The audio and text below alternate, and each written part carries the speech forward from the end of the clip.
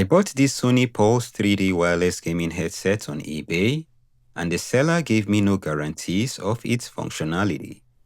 I'll be testing them out to find out if they have any issues apart from the EarPads that are beginning to come apart, and proceed to restore them back to great working condition. So stay with me and let's do this. I connect this headset to a power source to find out if it is able to hold a charge. The headset uses a USB Type-C cable for charging, and the indicator displays a pulsating orange light when it is being charged. So far, I can say that this device has a functional battery. I let it charge for 1 hour, which is enough time to get this headset up and running. In some instances, the light goes out when the headset is fully charged. But in this case, the headset indicator light is blinking orange. So I take the headset off the charger and proceed to perform a factory reset on them. The factory reset involves holding down on the chat button and the volume plus button while sliding the power button into the on position.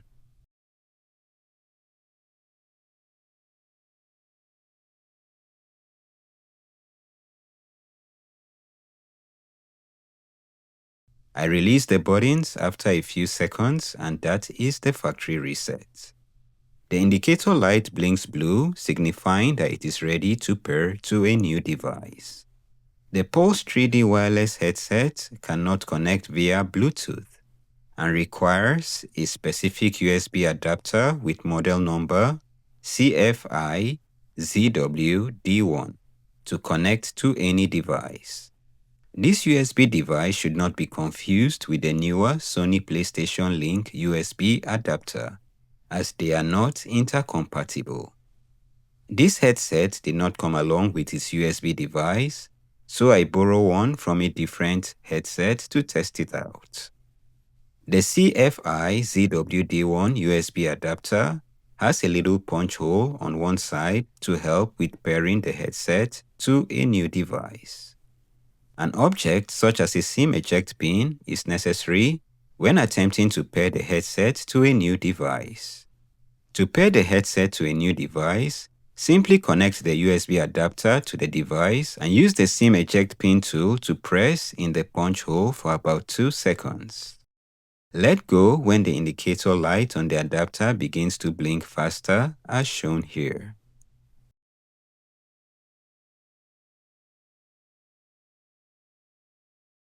I perform a factory reset on the headset once more, and I bring it close to the adapter for pairing. It pairs almost instantly as seen here, and both the adapter and the headset now have a solid white indicator light as seen here. This is a Chromebook, but note that this pairing process works the same with a PS5 or a Mac or a Windows device. Next, I try out the sound by playing some media on the Chromebook. The speakers in both ears of the headset appear to be working very well, so I proceed to work on replacing the EarPads on both ears of the headset. I power down the headset and take off each EarPad by holding and pulling on them as demonstrated here, and they come off quite easily.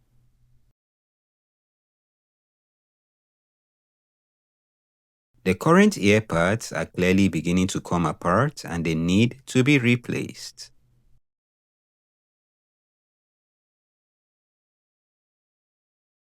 I clean the headphones with a bit of cleaning solution in preparation for the replacement of the EarPads.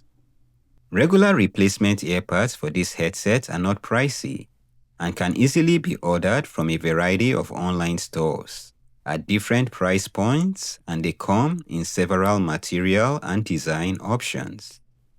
I opted to go for these ones which are made of fabric since they are more durable and easier to maintain. Each replacement EarPad comes with a lettering to differentiate the left and right EarPads.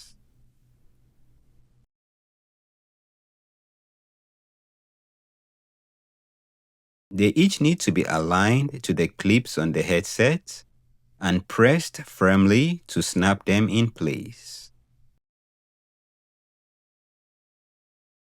The initial adjustment of the replacement earpads had them looking like this, with a slight gap on each side, and it required a bit of extra pressure to close the gap.